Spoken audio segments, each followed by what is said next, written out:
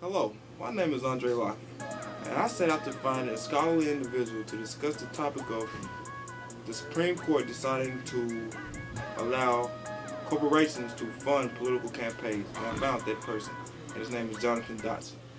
How do you feel about Supreme Court's recent decision to allow corporations to fund political campaigns? When I first found out, I was outraged. I thought that my first thought was that not many African Americans own corporations, so I mean, it's not in our benefit and the benefit of African American politicians that corporations are able to now fund campaigns, because I mean, a campaign really is basically, determined by how much money you can put in the campaign, how much advertising and whatnot, and I mean, it hurts our chance of getting African Americans in office. So you feel as if it hurts the African American race more so than a particular political party? Well, I mean, both parties have support, and it's more corporate people, Republicans, but I from my standpoint, being an African American male, I mean, a senior in college, I'm looking at it racially more so than party. Do you feel as if this were surpassed prior to Barack Obama being in office, it would have had an effect on this year's election? Well, yeah, I definitely feel like it's an effect. It would have had an effect, and I doubt that we would have.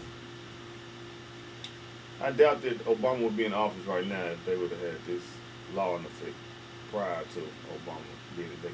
Because why is that? Because, like I was saying, campaigns are basically run, well, they determined by who has the most money, many times.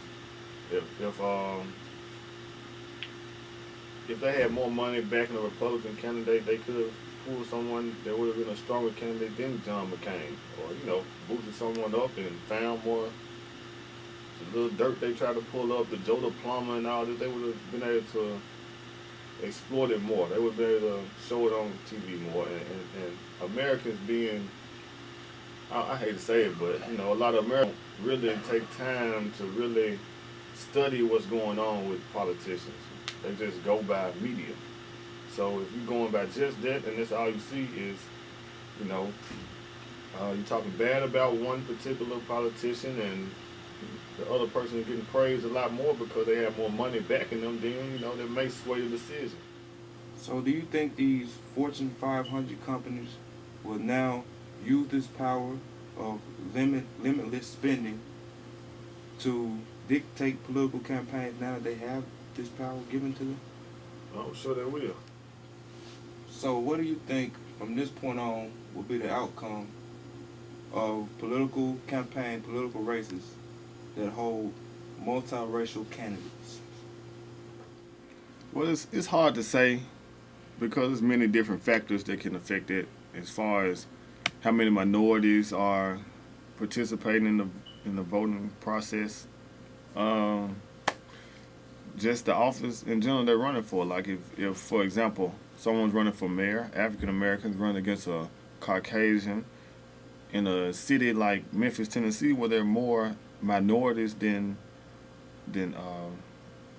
white Americans in the city, well, I don't think it will sway the outcome of the whole campaign as much. So, it's a lot of factors that can determine what the outcome may be.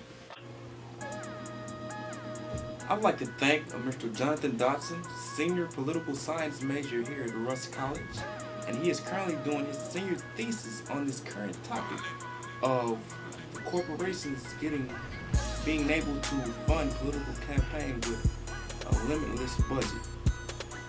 And I'm Andre Lockett reporting.